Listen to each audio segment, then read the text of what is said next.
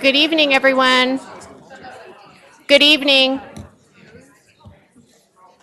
Welcome to the January 24th meeting of the Chapel Hill Town Council.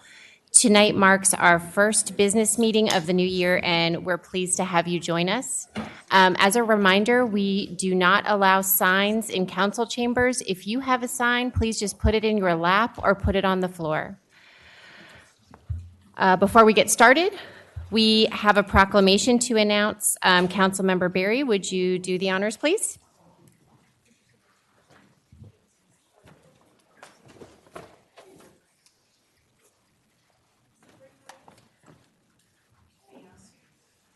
Good evening, everyone. Are there any mentors in the room? Mentors? Does anybody work with young people or others? Wonderful. Okay.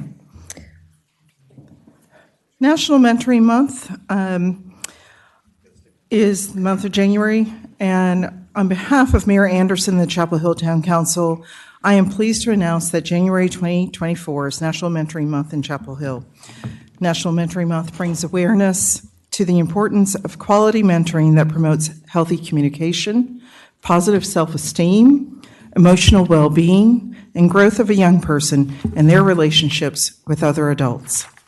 The benefits of mentor-mentee relationships to a young person are many, including enhanced self-esteem and self-confidence, increased high school graduation rates and higher educational aspirations, stronger relationships with parents, teachers, and peers, and decreased likelihood of initiating drug or alcohol use. As someone who has been a mentor to a young person, a young leader in this community for 7 years now, I can attest to the fact that the adults benefit as much or maybe more than the students that we take on as mentees. In Chapel Hill and Orange County, we are extremely fortunate to have a number of local mentorship programs. For example, Big Brothers Big Sisters, Blue Ribbon Mentor Advocate, and Musical Empowerment, which focus on building strong relationships between mentors and mentees in Chapel Hill and Orange County. A fuller list of organizations can be found in the proclamation that will be shared through the town's social media.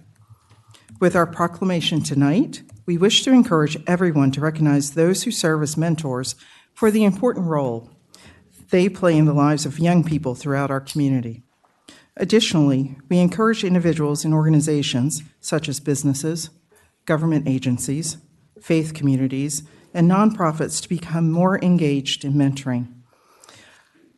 2 weeks ago, I had the good fortune to have the time with my mentee to join me. She's got a social life of her own now, but she joined me for a basketball game. It was an incredible experience. And if you don't already mentor, I really encourage you to consider it. We have many people, many young people waiting for you. Thank you.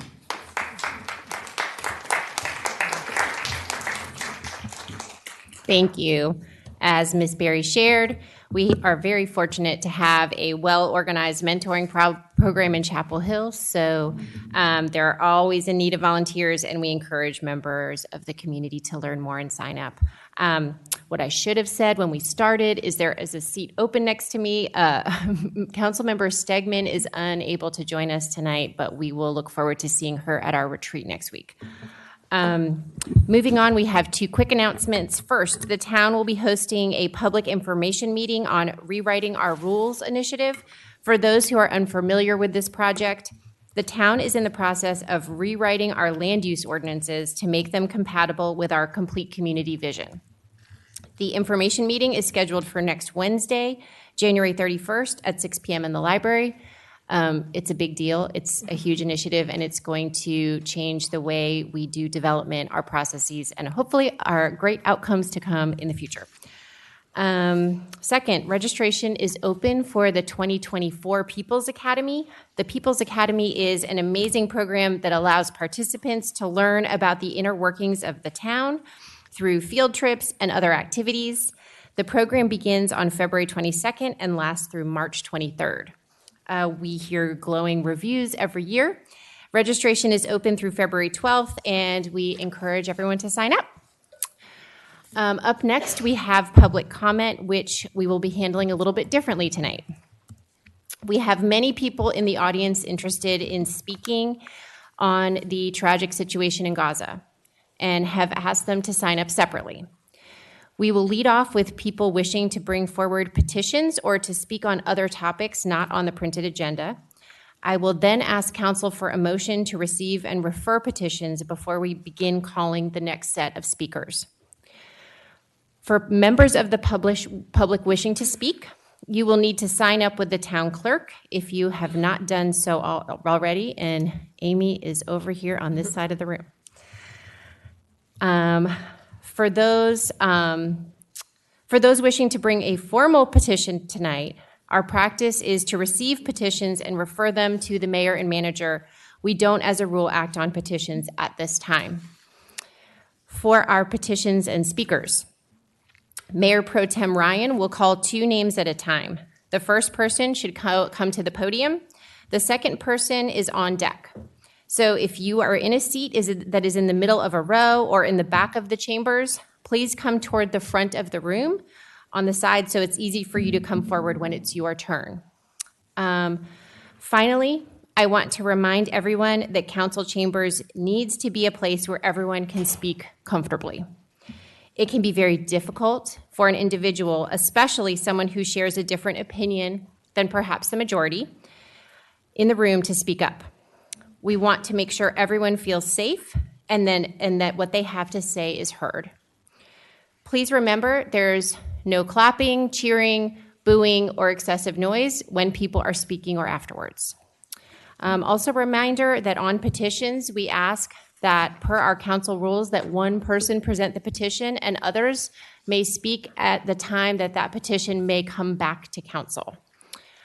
So all that said, Mayor Ryan, will you please call our first speakers? Awesome. Oh, All right. See, like, when did I've already given up the job and it's been like 5 minutes. Mayor Pro Tem. Thank you. Ryan.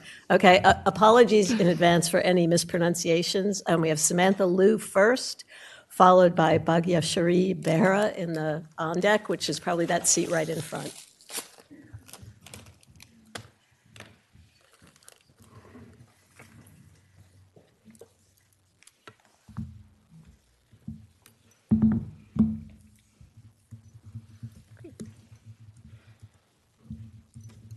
Start whenever. Great. Welcome, and the timer will be started for you, so you can just start whenever you're ready. Okay, great. Thank you. Good evening, everyone. Thanks for having us here tonight. My name is Samantha Liu. I'm the director of the Chapel Hill Campus and Community Coalition, or the CCC. We're a community coalition public health that works to reduce the negative impacts of high-risk alcohol use via town-gown collaboration. I'm here tonight to speak to a petition that we've submitted on behalf of the CCC and our community partners. We ask that you please address comprehensively disruptive parties that have impinged on the quality of life of residential areas.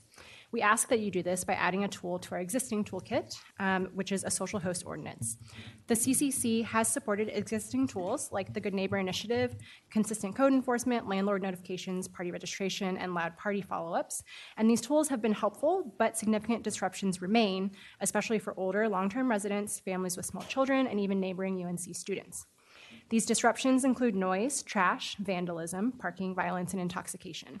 Neighbors, both short and long-term, experience having been kept awake, dealing with trash and damage to their property and sense of safety and community. Research has shown that social host ordinances are unique in preventing comprehensively disruptive parties, thus reducing their negative impacts, and differentiating between small gatherings and comprehensively disruptive parties that involve dozens to hundreds of attendees, and resulting in multiple of the disruptions that I've mentioned. Our coalition knows and believes that socializing and partying is important to all of us as humans, but we know that we need more tools in place to promote responsible party hosts and mindful neighbors. In our petition and accompanying documents, you'll find a lot of information on our group's recommendations, as well as some frequently asked questions that we've received. Across several years, long-term residents, UNC students, community leaders, university leaders, legal advocates, and others have been part of researching the strategy, learning from other communities, and shaping the recommendations that are importantly tailored for Chapel Hill. As a result of that input, our recommendations include a civil post hoc ordinance, robust communication and education plan, guidelines to define a violation, accountability chain, restorative processes, and evaluation. You will hear from a few who've been involved, like Ryan Kalo from undergraduate student government and advocates from the Marion Cheek Jackson Center, including George Barrett and members of the student leadership group. If there are others in the room who may have been involved in our working group, provided input, asked questions of us, or come to a presentation or community conversation, could I please have you raise your hand? Cool, some of them may not be speaking, but want to acknowledge them. Our group has heard and accounted for differing opinions on this issue, and I appreciate everyone in attendance tonight for your engagement regardless of your opinion on our petition. I want to thank you all for hearing us out on this issue, and we hope you agree to continue this conversation. Thank you. Okay, Ms. Behera, followed by Emily Fan. Hello, my name is Bhagyashree Behera. I am a volunteer in the student leadership group with the Marion Cheek Jackson Center. I would like to share a written statement by Hudson Vaughn, an individual who lives at the North Side, last year about the need for the social host ordinance. He said, "I have lived in the North Side for the last 9 years and worked in the neighborhood for the last 15 years. Over the years, I have received dozens of calls from elderly 4th and 5th generation Northside neighbors and families with young children wrestling with how to respond to student party houses. Not just parties, which are fine, but raging parties, where you can see crowds marking their way from Rosemary, parties where you can hear 2 blocks over, and that leave the yards trashed with flip cups and furniture on the roof the next day. I've driven by backyard and rooftop parties of over 100 students who were just 20 feet from the window of a 90-year-old neighbor, kept awake into the night and shaken by the disrespect of a place she has worked her whole life to hold on to. One actually went to the hospital as a result. No joke. These same parties eventually would have the police called, who would come by, see white students, tell them to quiet down, and issue a warning that was effective until the police car drove out of view. More recently, now that I have a toddler, I have experienced firsthand the challenge of navigating student neighbors who understandably want to have a good time, but do not realize the impact it has on others. Last year, the house across the street from us had such loud parties monthly that the music shook our house and my son's crib, again, all the way across the street, and kept our family awake. I ended up reaching out to them a half a dozen times, and while these particular students responded to my midnight contact, the constant disturbance eroded my sense of neighborliness. As each party, the same problem would reemerge just as before. A new group of students has moved in who are not responsive to neighbors. Recently, the party was so loud that a neighbor across the street and 5 houses down from the party ended up calling the police near midnight when he could not get them to turn it down. 15 minutes after the police visited, the music and the noise resumed, disturbing his 2-year-old's sleep. Would these students have not been more careful had they known that they could receive a significant fine for such continued disturbance?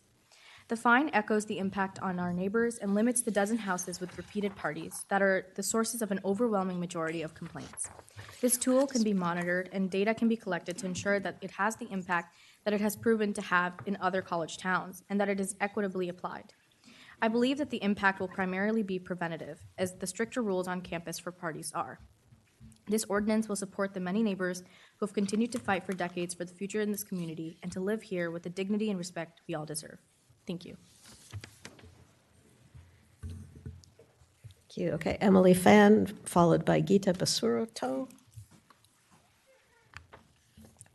Hello, I'm Emily. I'm a UNC student, and for the past 3 years, I've been a volunteer at the Marion Cheek Jackson Center.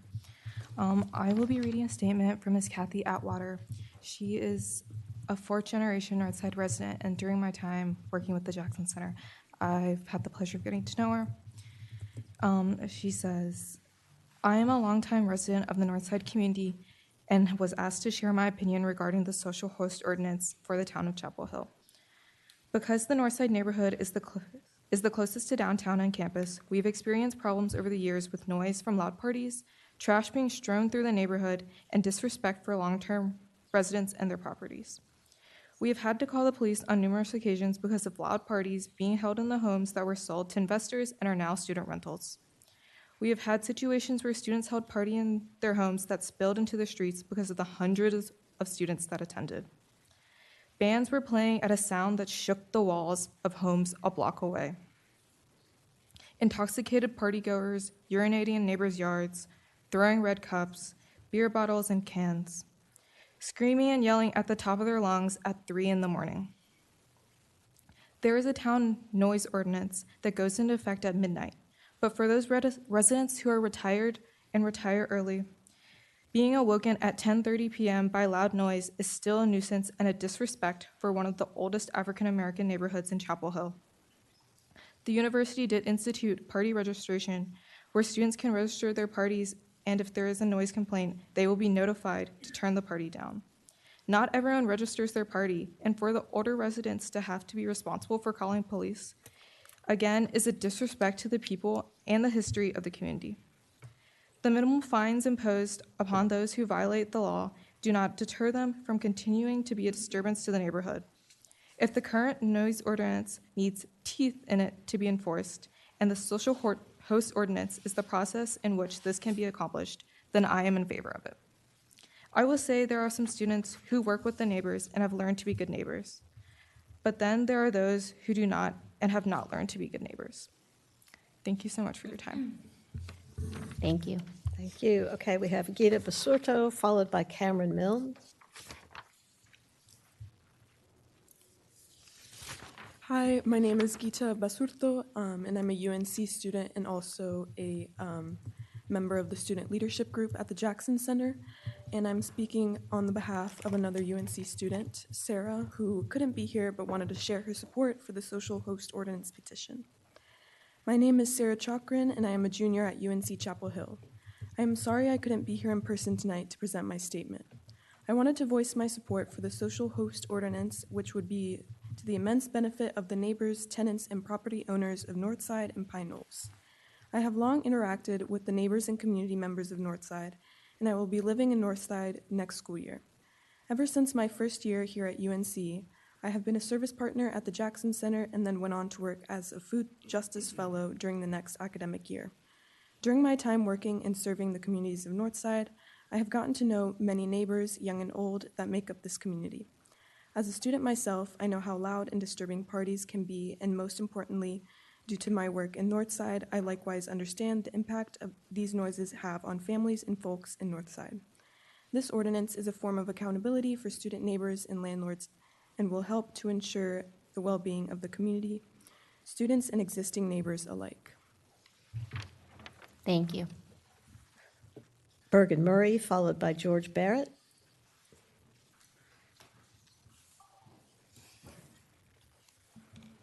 Hello all. Thank you for being here tonight. Thank you for your time. My name is Cameron Myers-Milne, and I speak to you as a recent graduate from UNC Chapel Hill in support of the social host ordinance before you. I have heard countless testimonies from Chapel Hill residents over the years that have reiterated the need for preventative measures to stop disruptive, destructive, and loud parties, specifically in Northside neighborhood.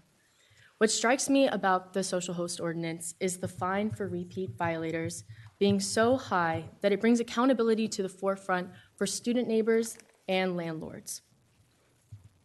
This call for accountability is particularly important in the historically Black neighborhood of Northside that is actively experiencing gentrification, a process of disruption and displacement in a long marginalized community. With feedback from residents, as you have heard some of tonight, being the experience of ongoing stress, anxiety, and property damage, I encourage the council to take action through the social host ordinance to prevent further harm from occurring here in Chapel Hill. And speaking again on the nature of harm and representing my own personal beliefs, I would be remiss if I did not connect my personal stance on the social host ordinance petition before you to my unequivocal support for a ceasefire in Gaza. This is not to make remarks on the resolution tonight. In Gaza, where there too are Palestinians experiencing ongoing stress, anxiety, loss of home, and loss of life. I draw this connection here today because I believe we as a town and you as a council capable of holding the multiplicities of how to prevent and reduce harm here in Chapel Hill and in Gaza. Thank you for your time. Okay, next we have Bergen Murray, followed by George Barrett. Hi, my name is Bergen, and I'm the president of the Marion Cheek Jackson Center Student Leadership Group. We work to bridge the gap between UNC students and long-term residents. As students, we support the proposed social host ordinance because we have heard from neighbors and seen firsthand how their quality of life has been impacted by students throwing loud and unruly parties. In Northside, the overwhelming majority of student residents are white. Thus, year after year, these parties are being thrown by privileged white students in a historically black neighborhood filled with elders and families. One of our group members lived in Northside last year, and he has talked about how 2 of his friends who are long-term residents were affected by the loud noise and disruptiveness of student neighbors throwing parties. These neighbors live in 2 separate areas in Northside, and these parties were hosted by 2 different student households. They voiced their concerns to the students, but the student neighbors did not respond or accommodate the requests of these neighbors. Ultimately, one friend was unable to put his child to sleep due to the loud noise, and the other friend felt the house shaking until 3 a.m. due to the unnecessarily loud bass of the music. I went to talk to one of these households the following week, and I left feeling upset and angry at how defensive and unapologetic the students were about their party. I realized that this is just a tiny bit of what neighbors who have been living here for decades must have experienced. Both these parties took place the same weekend, which makes you wonder, how many parties does each household put up with each year? For a student, it's just a few parties a semester, but neighbors put up with multiple houses on their block throwing parties, not to mention the drunk shenanigans when students are walking through the neighborhood to and from these parties. The current mechanisms in place to address these issues in Chapel Hill have not prevented these problem gatherings. We obviously don't want this to stop other students from having fun, but we support limitations on activities that hurt the lives of other community members. Thank you. George Barrett, followed by Tumasi Duamensa.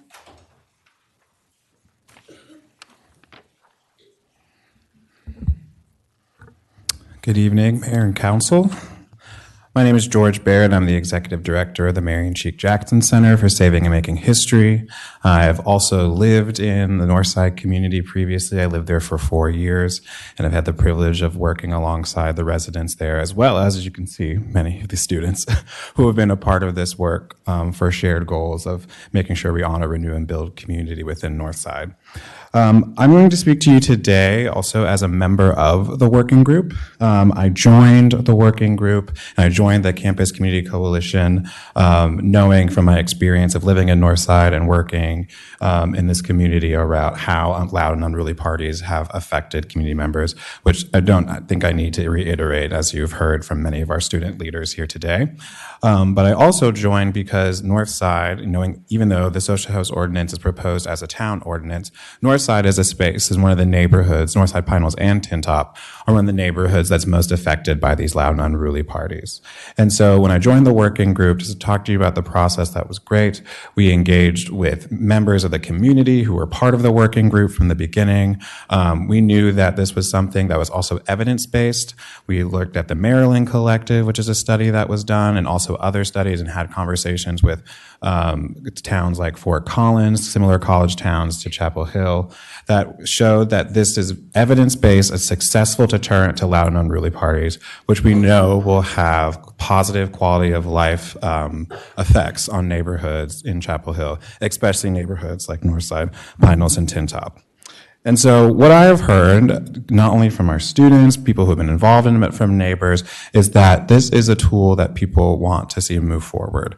This is a tool that will join other tools that we have instituted in the town. This is a tool that will join the work that we're all doing, not only in Northside, but in other communities to really bridge the gap between long-term residents and students. It's a tool that will go and alongside a lot of the relationship building that you have heard from our fantastic student leaders here who have really embedded themselves in the community and have listened to community members who have experienced this and then gone forward and been alongside them to advocate for those shared interests, knowing that yes, people might have different thoughts about the ordinance and there's things that come up, but knowing that there is something that we need to do in our town to make sure that the quality of life of residents, especially those in our marginalized communities like Northside, Pine Hills, and Tin Top, are positive, and that those quality of life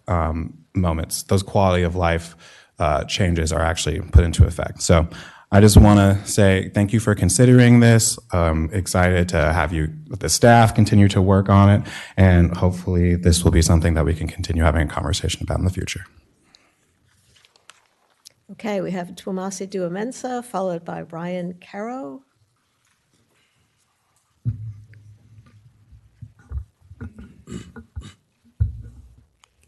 Testing, testing. Hello. Good evening to the council. My name is Chimasi Duamensa. I am a student at UNC and a student volunteer with the Marion Cheek Jackson Center. I want to start this off with a testimony I was intrigued by a long-term Northside resident who confronted students who had thrown an unruly party and had left a lot of trash in another neighbor's yard. And the end result of that was they had come to an understanding. And I don't present this as a happy ending of sorts, but to present the kind of burden that the Northside residents have had to take to ensure that unruly parties and disruptive parties do not occur, as you have heard from many of these testimonies. And these residents have had to adapt not only to their changing community, and even when they have adapted to this changing community, they do not see themselves necessarily as in opposition to students. They want to extend that olive branch, and I see this social host ordinance as extending that branch. And I would implore that the council, keeps in mind that when considering the consequences that are suggested in this petition, including increased fines, that to consider that this does not have to be looked at as a strike down on students. This doesn't have to be looked at as even necessarily punitive. Education is imperative here because this is how we create a culture of respect between students who live in Northside and long-term Northside residents. And it's something that Northside residents have graciously extended even in the face of their community rapidly changing. And so it's time that we make this a two-way street, and this is, of course, a great opportunity to open up this kind of dialogue, even if it's not in the most comfortable way. This is the way that we are able to create respect. And so I hope that we don't shy from the discomfort here of potentially increasing these consequences when we are considering this ordinance. Thank you. Okay, we have Ryan Caro, followed by Jeffrey Hoagland.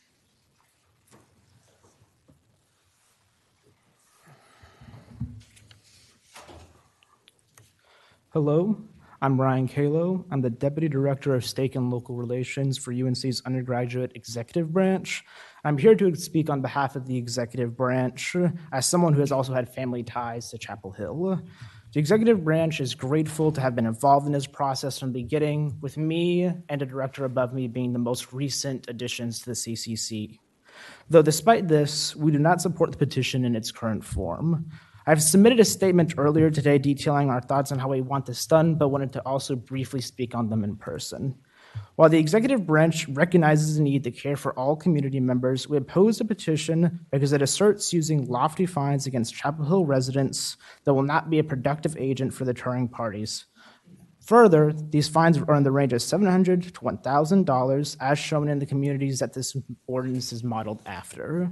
Further, the current petition, the ordinance's implementation would rely on bureaucratic systems that would disproportionately affect marginalized groups and students.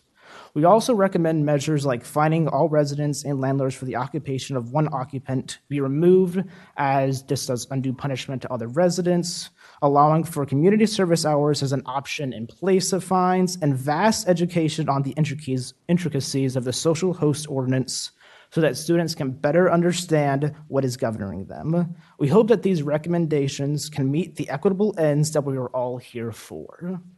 I thank you for the time to speak today and the visibility that students had in this process in the CCC, and look forward to more involvement like this.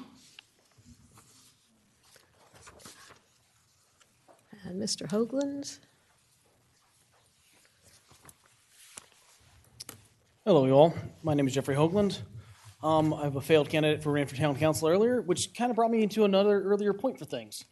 When we were running, we were told directly by town staff that town debt was $118 million. During the state audit, it was found to be $189 million. That is a $71 million differential between what we were told and what the actual number was. Now, I don't mind going in debt if we actually have stuff to show for it. But right now, I'm seeing rolling blackouts in downtown. We don't have a bus that works a lot of the time. And just crime on the rise. Just multiple things that are going on with that. And I kind of want something. Like, if we're going to be 31% above our yearly budget in debt, I want something to show for it. Not just promises or gesturing of things. Sorry. Thank you. Thank you. Okay, so now we are going to get to the part, oh no, you have your thing first, sorry. Not yet. Well, first of all, council, you have a petition before you. I need a motion to receive and refer to the manager and mayor. So moved. Moved by Ms. Berry, Second. second by Ms. Ryan. All those in favor, please say aye. Aye. Any opposed, please say nay. Motion passes unanimously. Up next, we have a number of people signed up to speak about the situation in Gaza. I do want to note for everyone that because of high interest and in order to allow more people to speak, each person will have 2 minutes. We have allotted 30 minutes for this item. To help us hear from as many people as possible, we ask speakers to stay in this time. And I will remind folks, anyone who wasn't here when we started, we don't allow signs, clapping, booing, or excessive noise when speakers are up at the podium or after. So with that being said, let's move on to our public comment. Okay, and just so everybody knows, in the interest of fairness, since when you indicated when you signed up what you would be speaking on, I'm going to alternate between those two sides, and then we'll move in order through the list. So first we have Gary Zarkin up, and we have Hannah, sorry, I don't have a last name, for on deck. Thank you. I'm Gary Zarkin, and I live in Chapel Hill. I urge the Chapel Hill Town Council not to pass a resolution pertaining to the Hamas-Israel war. But not everyone agrees with that, and you will hear emotional pitches to weigh in for a resolution in support of an immediate ceasefire. That is a one-sided and biased position. On October 7th, Hamas savagely attacked Israeli civilians, beheading, raping, killing. They took 240 hostages, women, elderly, and children, including a baby who just celebrated their first birthday in captivity.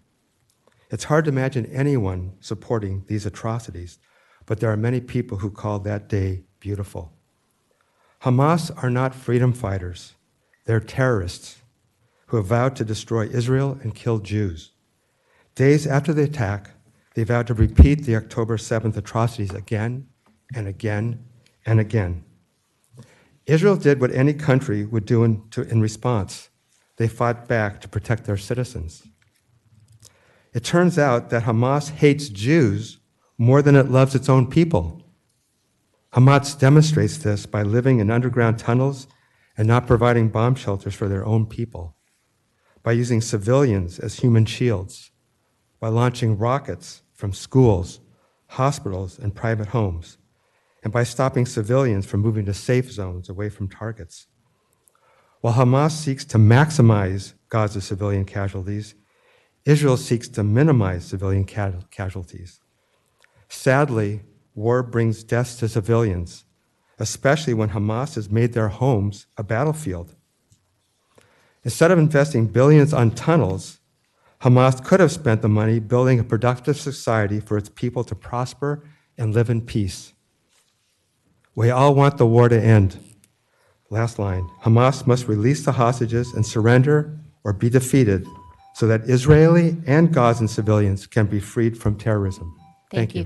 Thank you. Okay, we have Hannah next, followed by Abby Zarkin.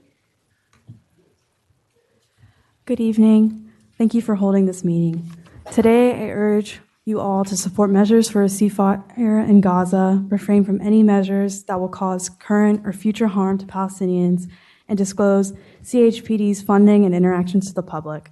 I unequivocally support a ceasefire, and I'm appalled at the bombings of residences, hospitals, and places of worship that are being funded by my tax dollars. The situation in Gaza is dire, with death, rampant starvation, critical injuries, and transmittable diseases being reported. This is unacceptable in any condition, but especially with a population that is 50% under the age of 18. Today, I want you to listen to a story that I will carry with me for the rest of my life. The story of Reem and Khalid. Khalid is the grandfather of the 3-year-old Reem, and he said that she was the soul of his soul. They share the same birthday, December 23rd, and were inseparable. In a lot of ways, they reminded me of my relationship with my late grandfather. Reem was killed by an Israeli airstrike along with her brother Tariq. I will never forget how her grandfather pinned her earring to his clothes that she will stay with him forever, or the way he gently opened her eyes to see them one last time after she died. I ask that you never forget either, as we remember all the martyrs of Gaza, and I urge you to adopt a resolution for a ceasefire now, standing with the majority of Americans. Thank you. Thank you. Okay, we have Abby Zarkin, followed by Melissa. Thank you. I want to thank you, Mayor Jess, and members of the council for your strong leadership in deciding to focus on local matters. I remember listening to your December meeting where a teacher stood here asking to consider the children as if they were our own, living with fear of missiles and constantly seeking shelter. For a minute, I was heartened, thinking she was speaking about Israeli kids, who for the past 20 years had merely 15 seconds to run into bomb shelters, hiding from missiles fired from Gaza, intending to murder Israelis. But I was sorely mistaken. She either forgot this part of history or didn't care. She seemed to care only for Gazans. And to be fair, war is horrible. We all share in the anguish of civilian deaths, but where is the outrage against Hamas? After all, it's Hamas who's governed Gaza since 2007, and it's Hamas who has spent billions on their fortress of terror, stealing money from aid organizations and stealing labor from Gazan communities and materials meant for homes and hospitals to build over 400 miles of tunnels to not shelter their Gazan civilians, but to shelter Hamas terrorists. These tunnels were built intentionally beneath schools, hospitals, mosques, and apartment buildings, and are filled with missiles and launchers and bombs, turning Gaza's civilian infrastructure into embedded battlefield. They knew this would cause massive deaths and devastation if and when Israel retaliated for an October 7th attack. If you support Hamas, you really don't care about Palestinians in Gaza who deserve a life of freedom. They're not free under Hamas. They're hostages of terror. Hamas is not freedom fighters. They're terrorists vowing for the complete destruction of Israel and its people, willing to sacrifice their own people to achieve their goals, and anyone who aligns with them stands with terror. Thank you, Mayor Jess and members of council, for your wisdom on this matter and not passing a resolution, and for not being bullied into aligning with terror yourselves. Thank you. Thank you. We have Melissa next, followed by Mitchell Pinsky.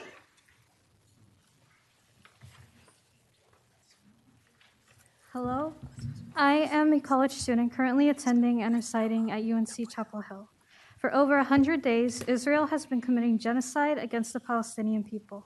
For over 70 years, Palestine has been under Israel's control, and despite the severity of their actions, they have received a disgraceful amount of support from powerful superpowers like the US. Over 25,000 Palestinians have been killed, and over 60,000 have been injured. Medical care has become critically scarce, and many of the survivors are struggling for food and water. The current attacks from Israel, on top of killing tens of thousands, have also made Gaza completely unlivable for the still living citizens. Over half of Gaza's population of 2.1 million are under 18, making children some of the most affected as a result of Israel's attacks. As a member of this community, I am demanding that a resolution be brought to the table to call for a ceasefire now. I am also demanding an immediate divestment from all businesses tied to Israel currently operating in Chapel Hill. What is occurring in Palestine right now is inhumane and unacceptable, and if nothing is done, you are actively contributing to a genocide, and the blood of millions will be on your hands. Thank you. We have Mitchell Pinsky, followed by Holly. Oh, and also a quick question. So this blinks when You there's... don't have to do anything. It's all auto now. What is the yellow one? And there's about 30 seconds left? Okay. All right. Okay. All right. Hi, my name's Mitchell Pinsky. I'm a graduate student at UNC and a proud Chapel Hill resident. The reality is there was a ceasefire on October 6th. That ceasefire was broken in the early hours of October 7th, when a genocidal terrorist organization whose explicit goal is the elimination of the one homeland, our indigenous homeland, we have roots going back 2,000 years, eliminated. They came. They didn't just murder. They beheaded. They raped. They burned. They mutilated. Not just Israelis, but the Thai workers. So I was actually just recently in Israel volunteering for 2 weeks. The pain that you felt in Israel was not only palpable here, is not only palpable there, but reverberates with each and every single Jewish person. When one Jew hurts, we all hurt. When I was in Israel, I went to the Nova exhibit. I saw the burnt cars at the Nova Festival. I saw the porta potties where people were firing guns into. The reality is, even if the entire world were to call for a ceasefire, Israel will continue to do what it needs to do to protect ourselves and the Jewish people. For over 2,000 years, people have tried to knock us down, and for the last 75 years, people have tried to knock the state of Israel down. The reality is, no matter what anyone says, sorry, just one last sentence, you can try and knock us down, but the nation of Israel and the Jewish people will get stronger, and Am Yisrael Chai. Thank you. Okay, we have Holly, followed by David McCrudden.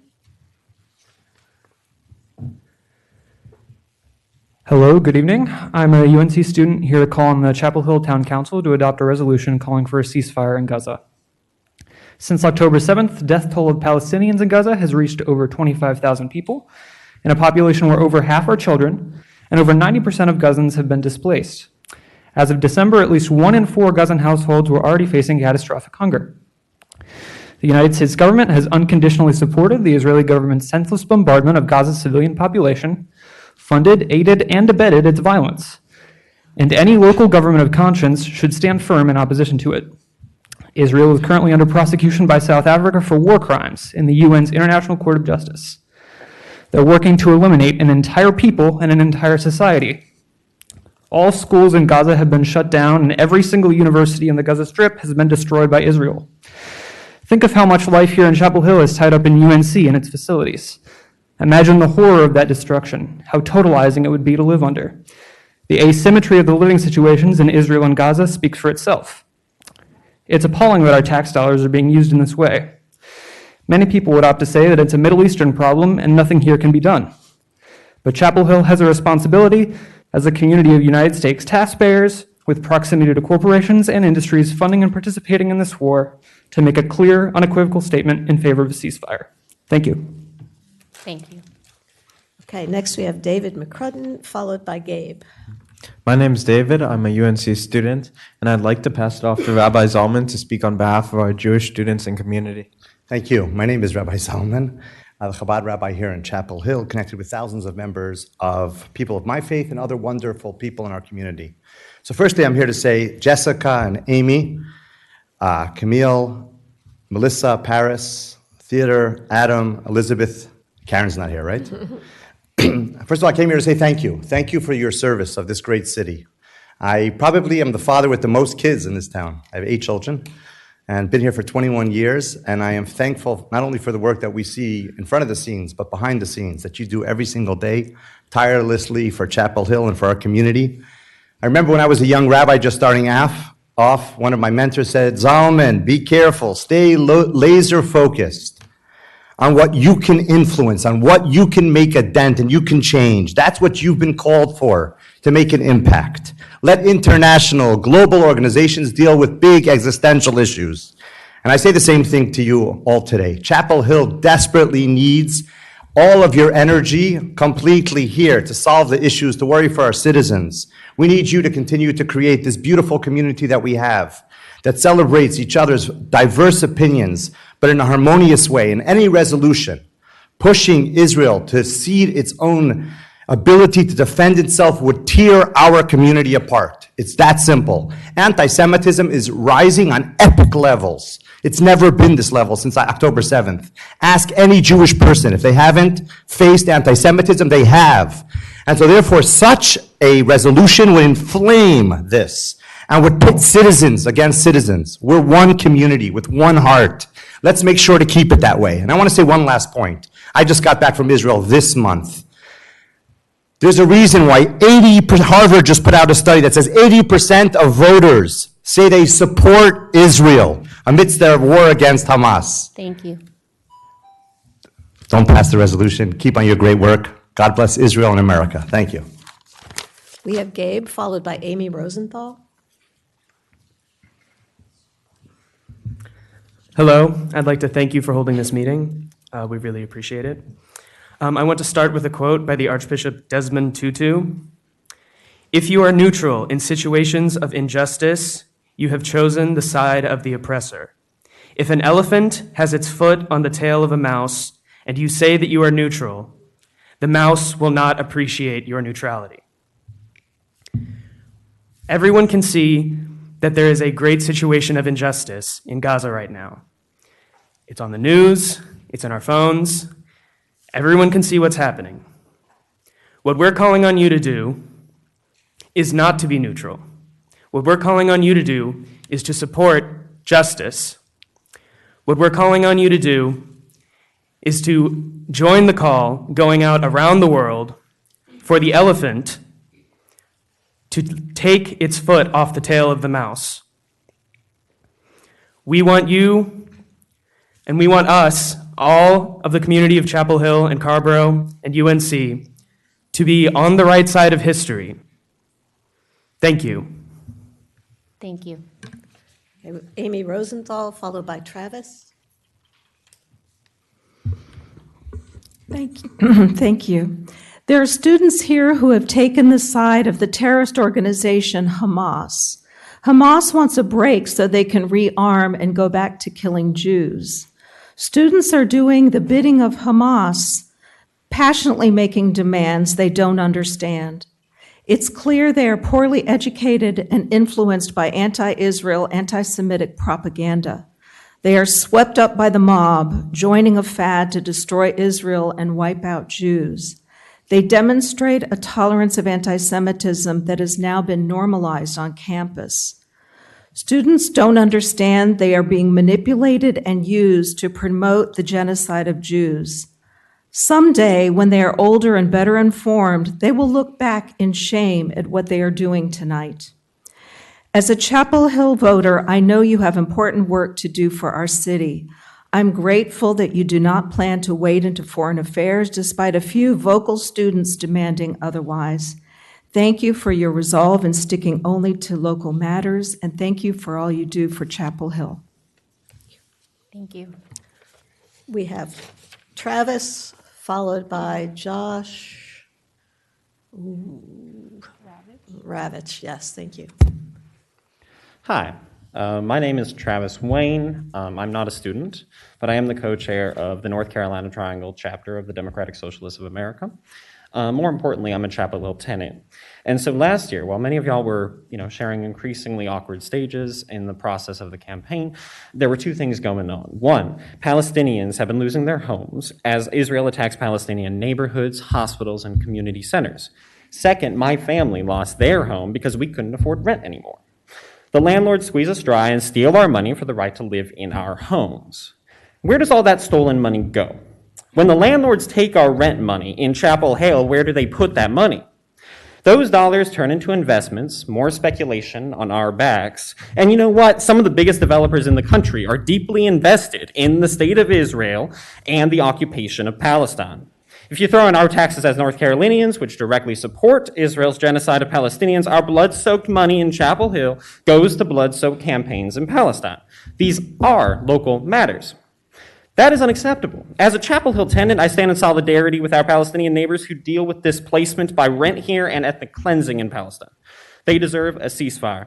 And as a first step towards divestment from genocide and apartheid and displacement, both here and abroad, I urge you all to stand up for our community members, apply pressure to our representatives in Congress, and call for a ceasefire.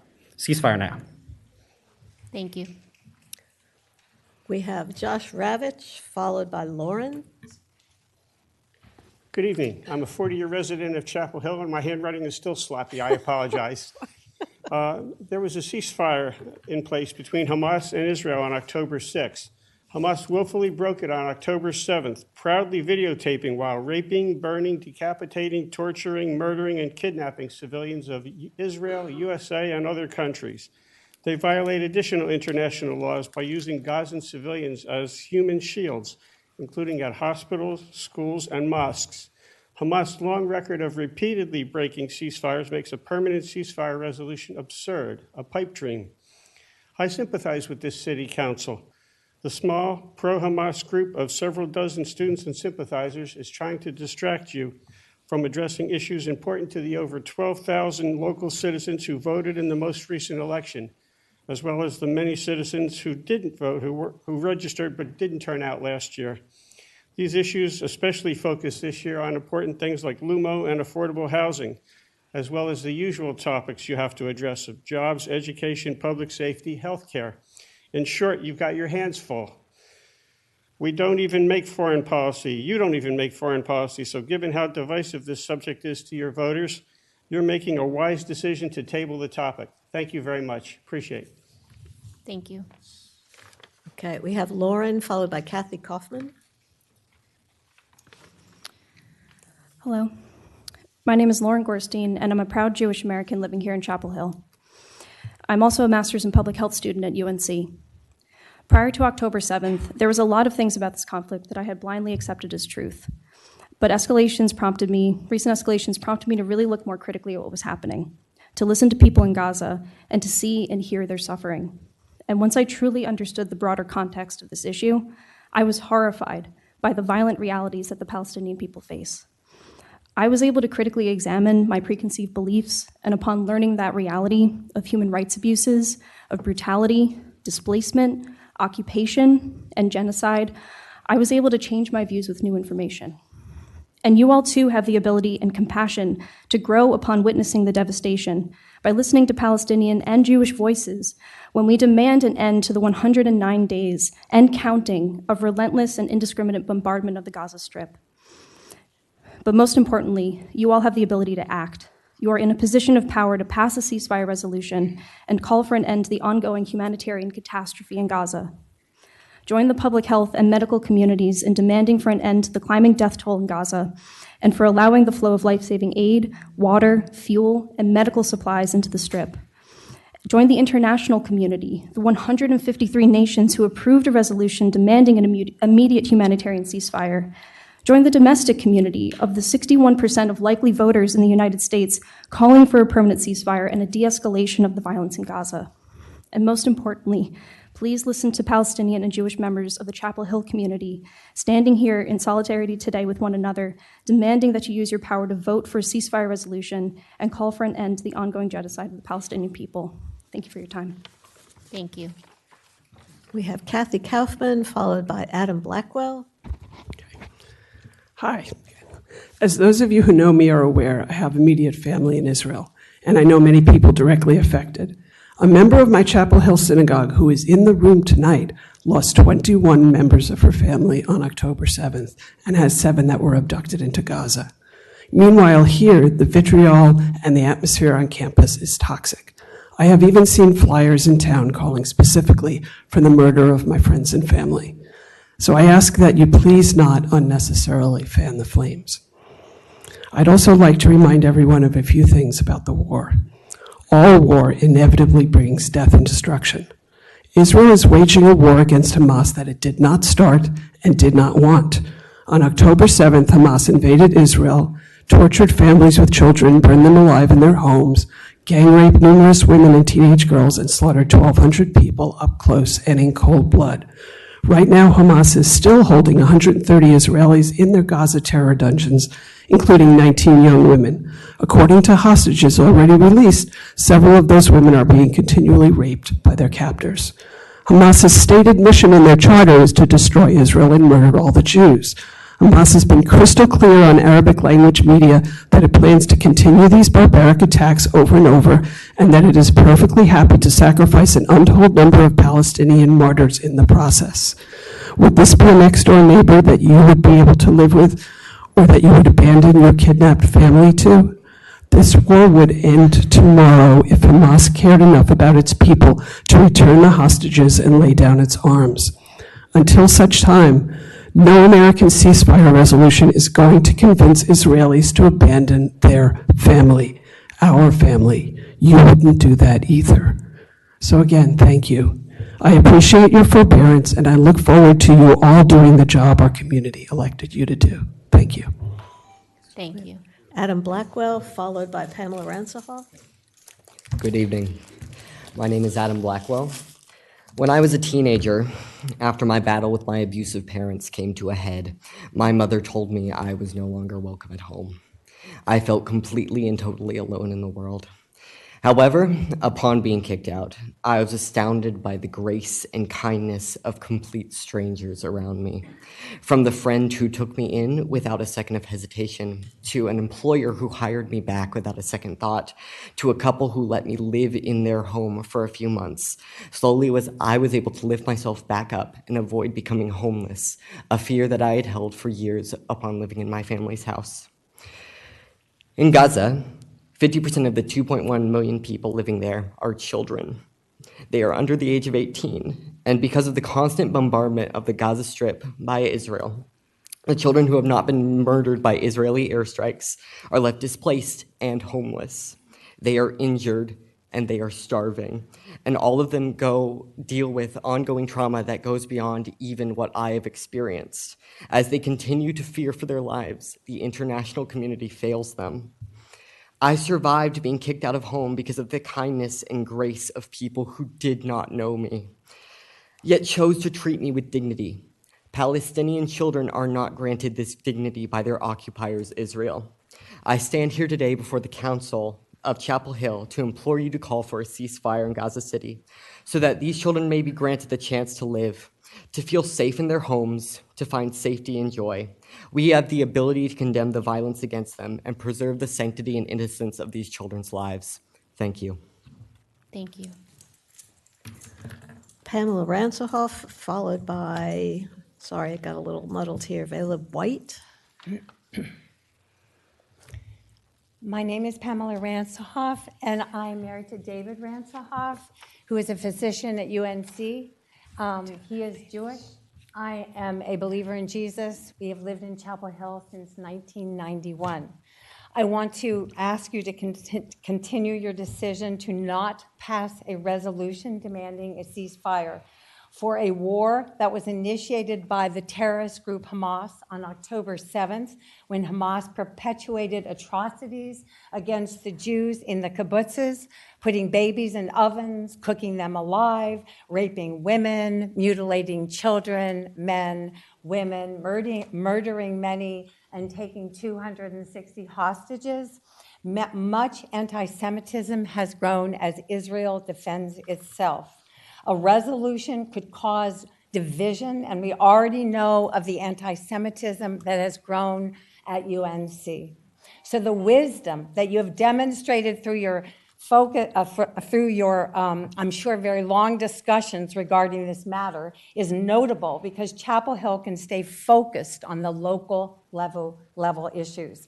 I'm sure there were very few requests after Russia invaded Ukraine regarding a resolution there. The request regarding the war that's going on now is about the hatred of the Jews in Israel. So thank you for your wisdom of staying focused on the local level issues that pertain to Chapel Hill rather than international ones. And I hope you'll not be pressured to shift that decision. Again, thank you so much for the hard work that it takes to run our town. We just so appreciate you. Thank you. Thank you. Mr. White, followed by Tico Chavis. Hello. I am a Jewish member of the Chapel Hill community and the descendant of Holocaust survivors. My grandfather, Jost Oppenheim, was born in 1936 in Western Germany. He was the son of Max Oppenheim, who was a shoe chemist and whose story has been told and retold many times in my family. Max fought for the Germans in the First World War. I believe he was deployed along the Western Front. After the war, he moved to near the Netherlands and dedicated his life to, of all things, working with shoes. When many of my other relatives were leaving Europe in the late 1930s, he decided to stay. Long story short, he was in hiding by 1939, separate from my grandfather. A couple of years later, someone gave him up, and the Germans took him away. When Max and my great-grandmother ended up in Bergen-Belsen, the same concentration camp where Anne Frank was sent, the Nazi guards told Max a train was there to provide transportation to a hospital for veterans. I can only imagine he was desperate for relief and maybe even hopeful for a bed to sleep in. The train was headed to Auschwitz, where he would, as far as we know, be gassed. My grandfather survived the war, including a harrowing car ride with a Nazi officer who my grandfather thought was just kind enough that he would understand that Jost was Jewish. He ended up in New York. A couple of generations later, and I'm here calling for a ceasefire in my grandfather's name and memory. I know in my blood what genocide looks like. I know my family's story. I know that this is what it looks like when genocide sprouts out of fascist rhetoric and politics. What Israeli leaders are saying about Palestinians is what the Nazis once said about my family.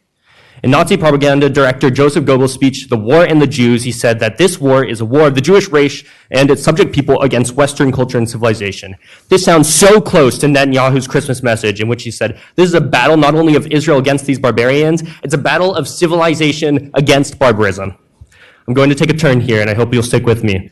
There are so many issues in this town, and they're incredibly hard to deal with. Homelessness, gentrification, and the ever-encroaching university, the fact that many people here don't make a living wage. If you council members want to make this a better place, it's going to take a hell of a lot of backbone. I would be terrified to ever stand in your position.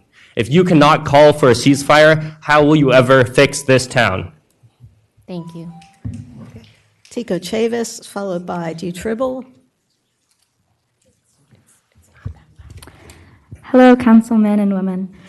I'm a student at UNC Chapel Hill and also a resident of the town of Chapel Hill.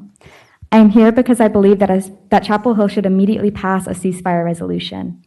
For the past 100 days, we have seen death, grief, and anger at an absurd rate. This is because there is, in fact, a genocide occurring, and I encourage you to fact-check some of the claims by other people today. The longer we wait to call for a ceasefire, or the more passive role we take on this issue, the more we are ignoring the cries of Palestinian people who are begging for our support. By not taking a public or a strong stance, we are missing the opportunity to link arms with Palestinians who are suffering at the hands of an occupier that is heavily aided by our own government. A genocide is occurring before our eyes, and I find it appalling that it is controversial to ask for the violence to stop. By being a part of the United States, we must recognize the role of our own government in contributing to this problem, and therefore our complacency in this issue. Our money as citizens is going to bombs that are killing innocent human beings, many of whom are not older than I am. If Chapel Hill wants any sort of moral backbone, then we must pass a ceasefire resolution, and a few other things are not negotiable. If Chapel Hill wants a moral backbone, there will be the ceasefire resolution, there will be transparency regarding any ties between Chapel Hill Police Department and the Israeli occupation forces. The town of Chapel Hill must divest from Israel by taking part in the boycott, divestment, and sanctions movement. And finally, there must be pressure applied to the state and federal level to encourage a ceasefire resolution and commit to applying pressure until Israel is no longer occupying Palestine. Public opinion is proving that the people want a ceasefire. Please pass a resolution and then continue to be active in your support of Palestinian people. If you don't, you are actively contributing to this genocide. Israel will not voluntarily stop this violence, so it is up to the rest of us to do what we can to stop it. You all are in a very unique position, and I encourage you to use it. Thank you. Thank you. Folks, we're at 30 minutes, but we inadvertently called two people in a row from the pro side, so we're going to do one more speaker in the opposition side, and then we're going to wrap up.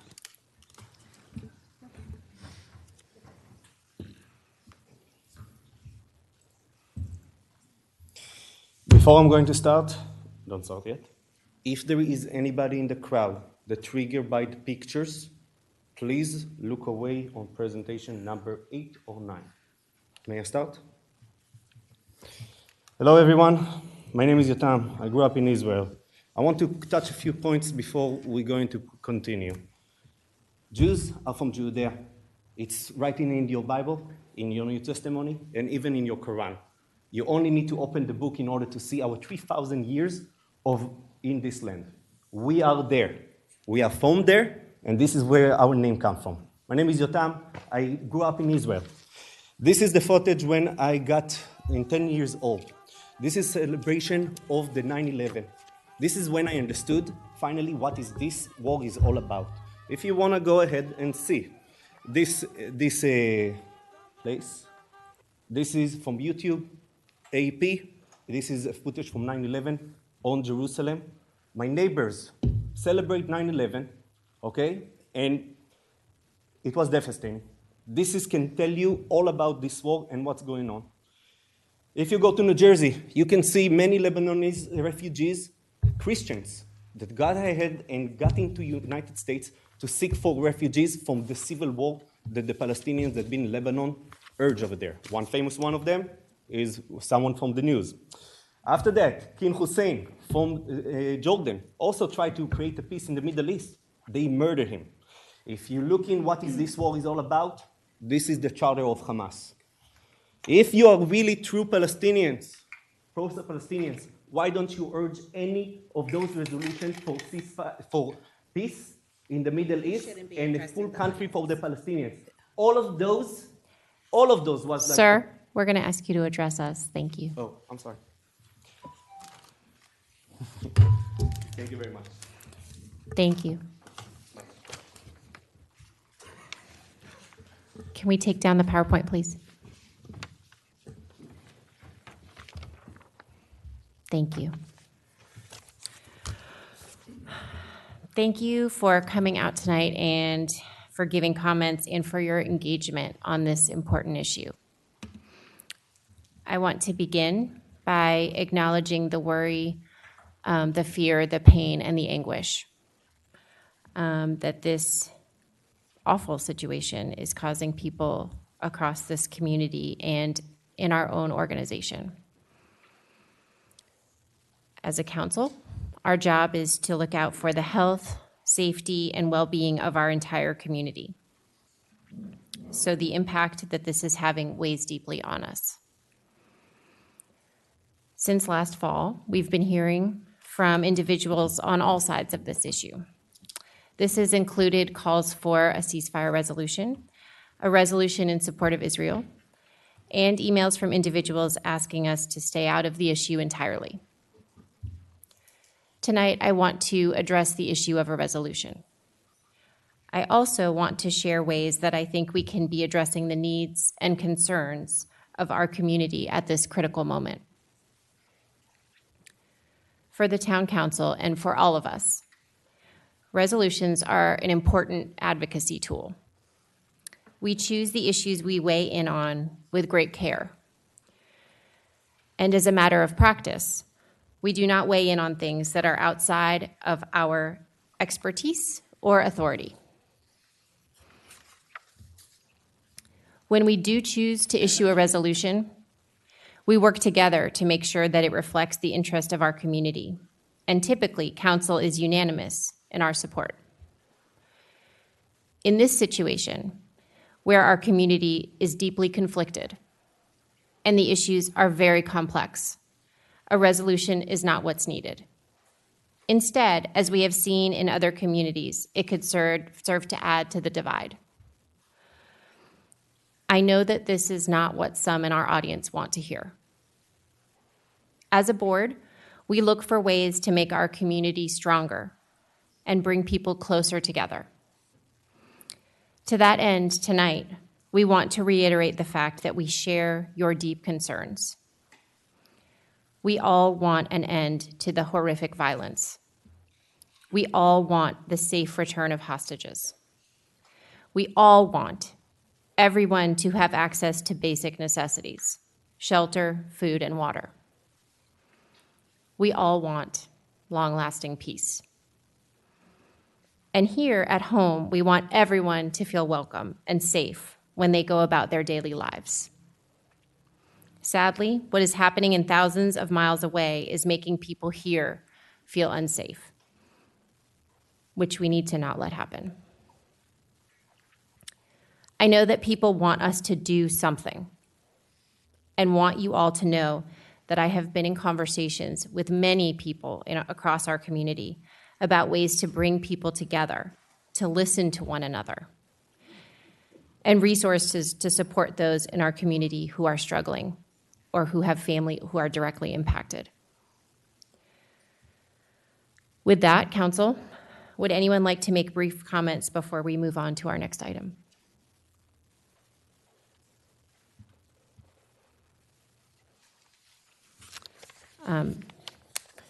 Ms. McCullough, then followed by Ms. Berry. I just wanted to add one thing, and that is that what I have chosen to do and what I would recommend for other people is that you can support charities who will provide support to those who are affected. That is something that we individually can do that will actually make a difference. Ms. Berry?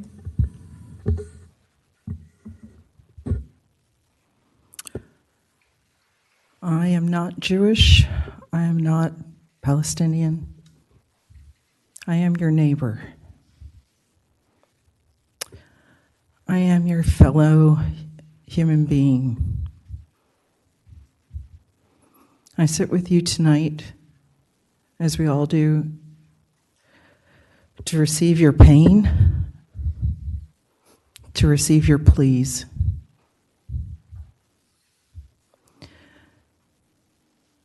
I had already spoken with the mayor today. I do not believe it is this council's right to ask for a ceasefire. What is my personal right is to ask for, as an individual, that human life be valued, that we continue to sit together, share our pain,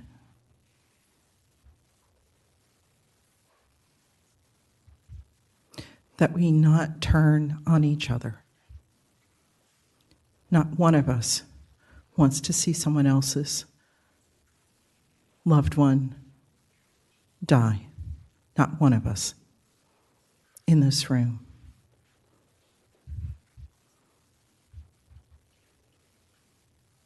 It is complex.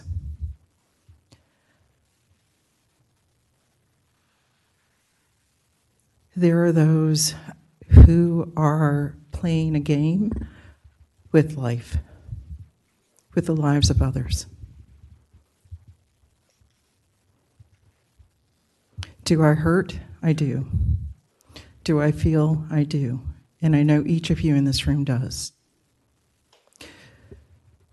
Please do not see my position to not support a ceasefire as turning my back on those who are suffering. Thank you.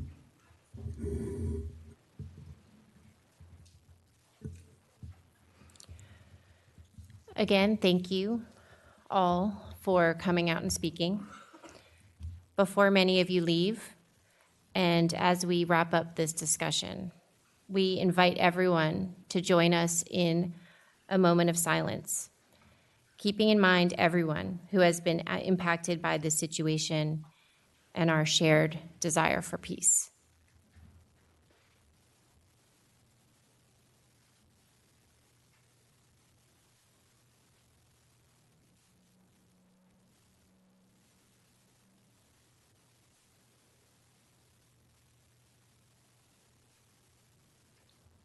Thank you.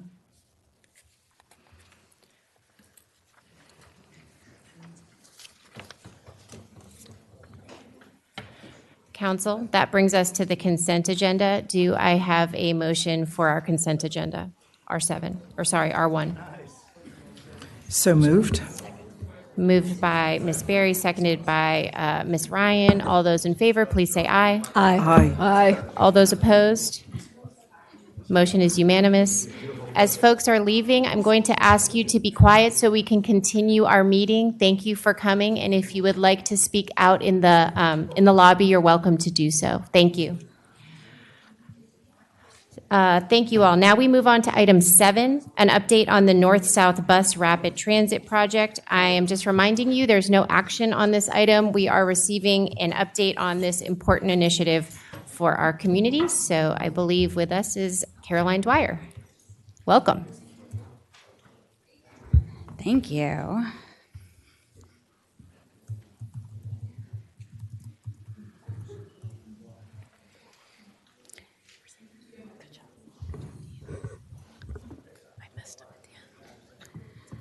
Good evening, Council. Caroline Dwyer, Transit Planning Manager.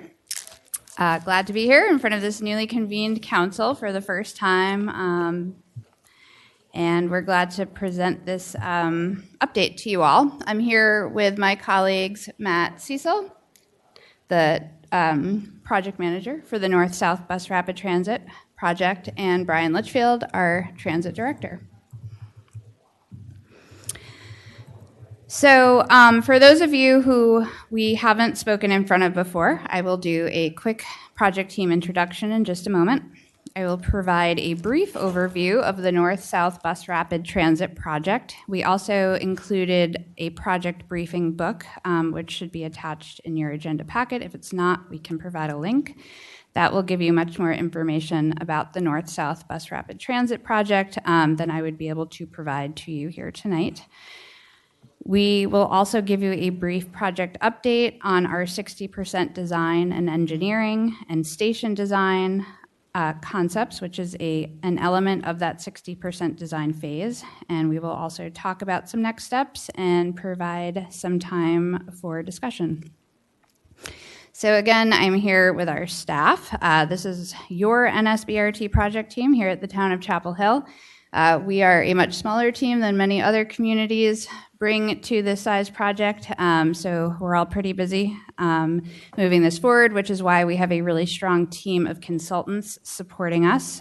We have AECOM, our prime consultant, and a whole stable of sub-consultants who are available as needed that we can pull in for expertise on a variety of topics.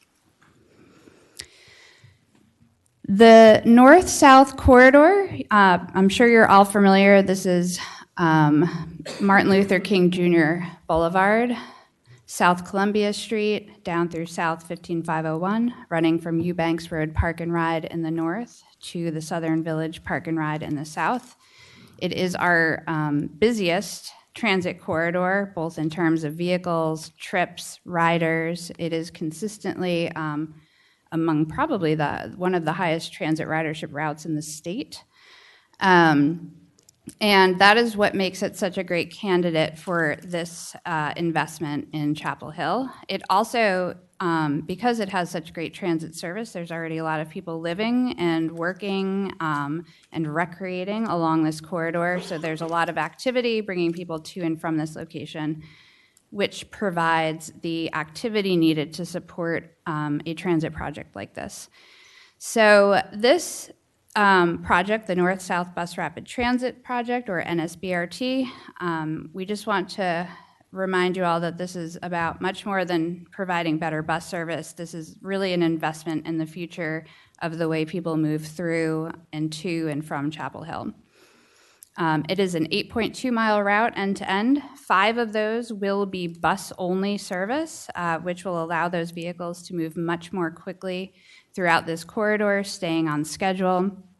Those bus-only lanes will be supported by different types of supportive infrastructure, including transit signal priority, which allows transit vehicles to move quicker through intersections. The signals actually communicate with the vehicles. If the vehicle is sensed to be off schedule, it can hold a light longer or cycle to a green light quicker.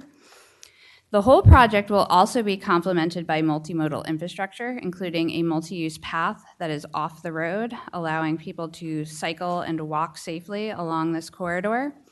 And we will also be completing the sidewalk network and enhancing all of the pedestrian crossings along the corridor as well, improving the overall safety of this important transportation corridor. As a reminder, the project timeline, I'm looking at this slide and I thought I replaced that green dot, which threw me off, sorry. And I'm looking at Brittany, who made that comment the other day. So we are currently in our design and engineering phase. There are several milestones in this project phase, 30%, 60%, which is where we are currently, and then a 90% phase. These are aligned with FTA's capital investment program. And we are held accountable for meeting these milestones, and they are reviewing our progress at each step of the way to ensure that we are prepared to receive the very large investment that they will hopefully soon make in our community. The 60% design and engineering phase, I have to stop for a minute. Amy, is there a different version of this presentation? I think this is not the updated one. That was on the desktop, sorry.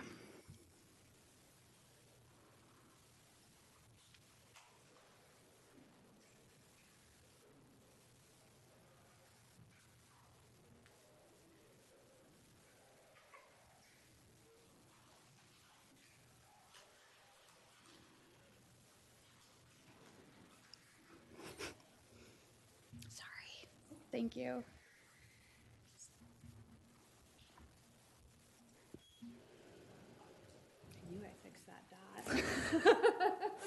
It's all about the dot. Yeah. It's orange now, not green. I'm relieved. Thank you so much.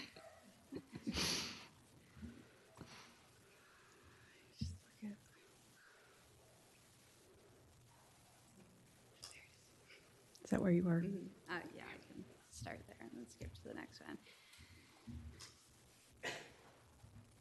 Okay, there it is. I know, right? You can see it now. That was an excellent excellent bit of advice, Brittany. Thank you. So these milestones align with FTA's funding program, and we are required to hit some assessment milestones in order to assure them that we are progressing successfully through the project design and engineering phases. So what we've been working on for the last several months is a key element of this 60% design phase, which is station design. This will be integrated into the overall project design and engineering, and is probably one of the most visible elements of the project thus far, which is really exciting for us because I think until now it's been very conceptual. This starts to put a picture with some of the things that we've been talking about for so many years. So it's exciting for us to start to see some of this evolve.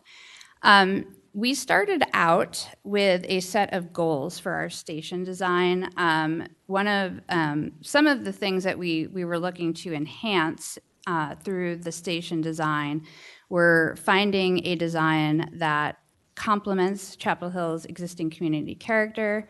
So that's done through things like materials and the actual style of the structure itself. Accessibility of the stations, both in the station, the interaction between the station and the vehicle, as well as the accessibility and circulation around the station, through the station, in some locations where it will be close to the existing sidewalk, making sure that people can travel around and through safely and easily. Also thinking about how to make this a more unique transit experience for people who are going to be riding on the NSBRT. most communities would consider this a premium transit service and charge more for a service like the Bus Rapid Transit. Luckily, here in Chapel Hill, we have fare-free service, which will remain fare-free on this system as well. I've probably said this several times, but it might be the only one in the country of this kind that would be fare-free, which is really exciting for us in Chapel Hill, and also a showcase project for FTA too. So they're excited about that. But it is an elevated transit experience, and we want to have the technology to supplement the investment in the infrastructure and make it a comfortable waiting experience, even though we don't anticipate people will be waiting very long because the vehicles will come pretty quickly. We also wanted to make sure not just that the stations reflect Chapel Hill's identity, but that they are recognizable as part of the Chapel Hill Transit family of service. That's something that we've been working on internally. A lot of branding exercises to showcase the variety of options that people have available through Chapel Hill Transit. So we wanted something that's recognizable as part of that brand, but also different enough that sets it apart as the Bus Rapid Transit. And then some sort of more practical elements. We were looking to develop what we were calling a kit of parts. So essentially, elements that are easy to replace, that can be switched in and out based on size or location, but something that wasn't going to be a huge maintenance or operational lift for the folks who are out there maintaining those stations. And then also, of course, cost, working within the budget that we had sort of identified for the station elements of the project. And some of the things we talked a lot about over the last few months with the community, with staff members, with internally with our operators, we were able to also bring in Brian Peterson, who gave us a lot of great urban design advice and talked about it in a way that used words that I've never heard before. Verticality. I was like, yeah, I'm with you, Brian. So that was really, really good. And he was able to, provide a translation, I think, between the architectural team and staff that explained things in a way and talked about the design in a really approachable manner. So we really appreciated having that. And he also provided some information in your packet too, which we appreciate. We had talked about lighting, signage, seating. I'll show some of these things in just a minute. And then the roof or canopy of the structure. So these are all different things that we worked through through a 3-phase process over the last few months, starting with like a super conceptual preferences exercise all the way through to a concept, which is here and exciting. So I'll talk through some of the elements. One of the things we really liked about this concept is that it highlights the natural materials that you see quite a bit in Chapel Hill. So those brick, stone, wood elements, those are all, we have what's called kind of a palette of materials available to pull from based on the location of the station specifically. So a station at Manning Drive might look different from a station in the northern part of the corridor, might look different than the stations downtown, right? So we can sort of mix and match a little bit. The canopy, having a large roof with a lot of coverage, was really important to the community members we spoke with. So making sure there's ample protection from the elements, both rain, wind, snow, and then sun, of course, in the summer too. Making sure that all of the options for seating and lighting and platform amenities prioritize safety, comfort, and rider experience. So making sure that this is a safe and welcoming environment. And that people are able to use the system easily. Making sure that it's different from our local stops, but still, as I mentioned, recognizable as part of that Chapel Hill Transit community. Family of products, we will be doing that through branding and signage and colors and things like that. So that will evolve a little bit more as we move through this process. And then the prefabricated elements that kind of make up the station form itself are cost efficient and easy to replace, but are still able to be customized through material choices, size. Size is another thing that you'll see vary. So again, the stations down by Manning will probably be closer to 120 feet, whereas the stations in some of our lower ridership areas will be closer to 58 feet. Yes. So here's just a few visual examples of those variations. So you can see the smaller stations where we would have fewer riders, and then on the right, those larger stations are basically just a duplication of those elements, matched several in a row. There are some seating options. So there's a freestanding seating option versus a built-in option. Seating is one thing that you can get more or less creative with. I think we were in Indy last fall and we saw a bus stop over by a baseball stadium that had like stadium seats for seating. I was like, oh, that's, you remember that. You know where you are, right? It's a visual cue. Maybe not comfortable, I don't know, but it worked for knowing where you were at least. And then some of those materials options, so stone, brick, metal, and those can all kind of be mixed and matched based on where each specific station is. So with that, this is just one very small element of a larger project phase, the 60% design phase. There's going to be a lot of opportunities over the next few months for additional engagement and feedback. We are starting to work on things that are super fun, like utility coordination, everybody's favorite topic. But, just moving through some of these preliminary technology discussions, having a lot of meetings with NCDOT and other folks who have a vested interest in the corridor and making sure that we're aligning with their plans and projects, and also working through this process of preparing for the risk and readiness review from FTA, which is a lot of, collecting policies and making sure that they know that we have all of the proper procedures on the books that a well-functioning government and responsible fiscal steward should have. So putting a lot of material like that together. But we will be back over the course of, the next few years, sorry, with a lot of updates for you all. Just looking ahead for this year, the next few months are important. When the president's budget is released, hopefully in March, we will, fingers crossed, see a congressional allocation for this project in that budget, which will then allow us to actually make the request for the grant, which is a whole additional load of paperwork. But some of that we're able to do now and prepare for.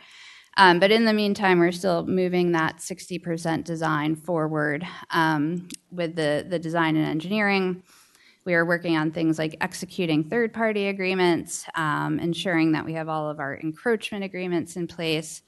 Next year, hopefully we'll hear something about state funding, so there may be some opportunities to recoup some of the local costs through the county transit tax that are being used, and finalize all of those local funding commitments. And then that would position us to execute the FTA Small Starts Grant Agreement in 26 and move into construction. So if you are tracking things regionally, this is kind of where Raleigh is right now. So we are also working with them and watching them very closely to learn from their experience, which is a wonderful part of not being number one. We have the benefit of learning from experience, and they've been very generous with sharing information and letting us know how things are progressing there. And that is the end of our presentation. Thank you, Caroline, and thank you to staff for always amazing work, and we're really excited about the project. Council will go to any questions, then we'll go to comments from the public. We lost a lot of public, but we still have some troopers. Not everyone was here for my really great presentations. When you saw them lined up, you assumed they were here for you. It's natural. So council, we'll do questions. We'll go to the public, and then we'll come back for comments if you have any. Ms. Ryan. Yeah, thanks so much for that. This thing's really going to happen, right? Yeah. Okay, I'm excited. Yeah, we're there. Okay, well, assuming that it's going to happen, can you talk to me about the expanded bus facility needs that we're going to need? I know we've seen a concept plan up at Millhouse Road. Can you talk to me about that a little bit? Yeah, so I am probably not the best person to, Brian, you want to take on the facilities conversation? Thanks. Couldn't let you just sit there, Brian.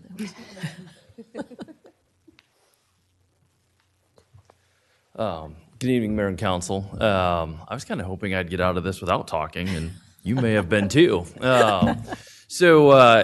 For this project, there does not require any specific facility adjustments or changes. So the concept plan that we've showed you is related to expanding our footprint related to electric charging and other infrastructure along those lines. So as that continues to expand, we need the space to park the buses, put the vehicles, do those sort of things, and then potentially add a building at some point. But as this project moves ahead by itself, it does not need and does not assume any additional footprint at our current facility to do that. Does that help? Yes, that helps a lot. So is that just kind of on pause until we build our electric fleet, or do you have a timeline for that building that you're kind of looking toward? Sure, we have. So I think as we shared with council when we did the concept plan, we have secured grant funding that will take us up to 90% design plans for that. And then once that's done, we'd be able to go after additional federal and state funding to pay for some of that. So that funding, again, if you don't have design-ready plans, there's really no use in submitting those grant requests or even really spending much time talking about it. So that's kind of where that's at. So when those 90% plans are done, then we'll be able to go after that and determine how much federal money we would have to be able to do that. We're in the process of finalizing the RFQ that will go out to do that 90% design work. I would anticipate that probably taking somewhere between 12 to 18 months. And as we do that, again, we would come back and not only check in with the transit partners, but also with you all as we do that as well, too. Okay, great. As long as I have you there, there's a note in here that it'll be $1.4 million for operating costs. Correct. That is not all the town of Chapel Hill. What would the town of Chapel Hill part be?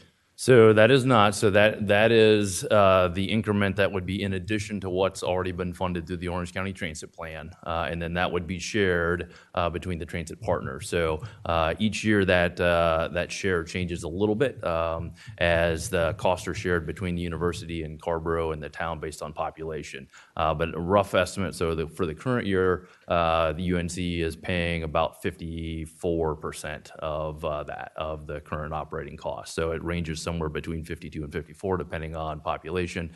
Chapel Hill's current percentage is 35.5. So it'd be somewhere in that range, depending on when it's implemented. Yeah, just roughly, that's fine. Okay, and just a couple more that are quick. Utility planning, are we going to be doing underground utilities along the line? Are we encouraging that? Is that a thing? Run. We will have to interface with underground utilities in some way or another. Though we are just starting those conversations to figure out what that means, what that looks like, who is responsible for moving things that need to be moved. We don't currently have plans to include those types of betterments, and we really haven't had that conversation. Okay, and I don't know whether, as long as we're doing lots of digging and building and all that kind of stuff, I don't know if there's an opportunity here or cost savings here, but that would be great if you could have conversations about that. I know there have been places we've kind of missed that opportunity, and underground utilities would be a great community benefit to come out of this project. So slide 77 showed a BRT station at South Columbia, and it was kind of in the middle of the ramps. And we had talked during the Columbia Annex process, we had talked originally we had seen that on the plans, and then while we were doing Columbia Annex planning, a lot of people came and I think, and Matt, I think you're the one who really knew about this, but that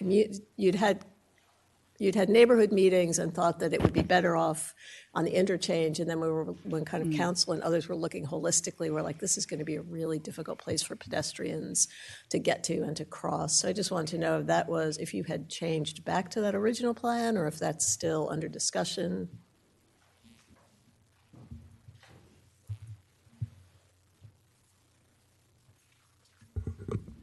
Good evening. Excuse me, I'm sort of losing my voice.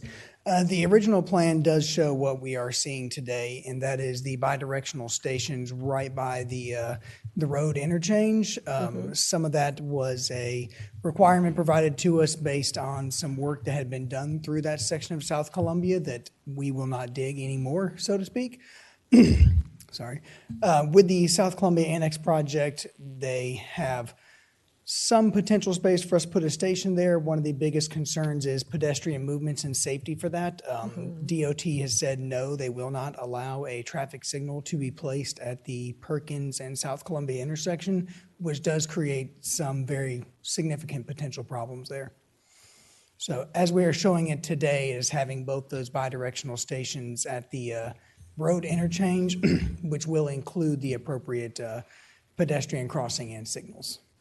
Okay, and again, I do remember, I'll go back and look up the old conversations, but I know some of that was what the neighbors negotiated during that South Columbia Road expansion, and I think there may be room to move, but I think there were pretty significant concerns about putting it down there, and most of the people, I mean, nobody lives obviously on the interchange, right? So anybody who gets off there will be crossing to get somewhere.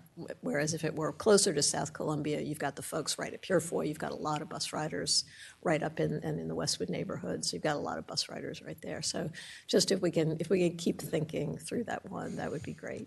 Yes, and I will review some of the discussions we had. It's been a bit of time since then, and some of it was looking at potential station footprints, especially right there where the existing bus stop is at. The amount of space between the back of station and residential is tight, but now that we have a better sense of what our station dimensions and design will be, we can definitely revisit that. That would be awesome, thank you. And final question, are we still thinking or ever considering expanding down to the Chatham County line, going there, or is that kind of a maybe someday? I would say that's aspirational. If we stumbled into a ton of money, it definitely makes sense to make that kind of a connection. Okay, great, thank you. Council, other questions? Are there members of the public wishing to speak? Okay. Council comments? Okay. Oh. You're getting applause. Councilmember Berry. Yeah, the three of you, our mighty team, deserve applause. I was talking with folks today who are just so sad about the loss of the light rail. And we talked about the north-south bus rapid transit. We need other options, and I'm so grateful that this is in the works. And I'm looking forward to March, but I know you have a lot to do before we get there. Thank you. Okay. Yes, small but mighty team. Thank you for continuing to do excellent work. We appreciate you keeping us moving with you and remembering where we are and where we're going. So that is fantastic. And we have no motions or votes to make, which is delightful for all of us. So thank you very much, staff. Council, I neglected to include a petition when we moved to receive and refer. Sorry. We have a petition from Steve Moore on cemetery protection. I'm assuming he's not here to read that petition, but if I could get a motion to receive and refer. So moved. Second. Moved by Ms. Ryan, second by Ms. Berry. All those in favor, please say aye. Aye. Aye. Any opposed? Motion is unanimous. I myself am slightly disoriented that we are going home so early, but remember, we're starting an hour early, which I think is working great so far. Thank you, Council. Congratulations on a successful first meeting. We will not be meeting next week. We have our retreat, so don't worry, we'll get plenty of time together next week, just not here. So well done, and we are adjourned.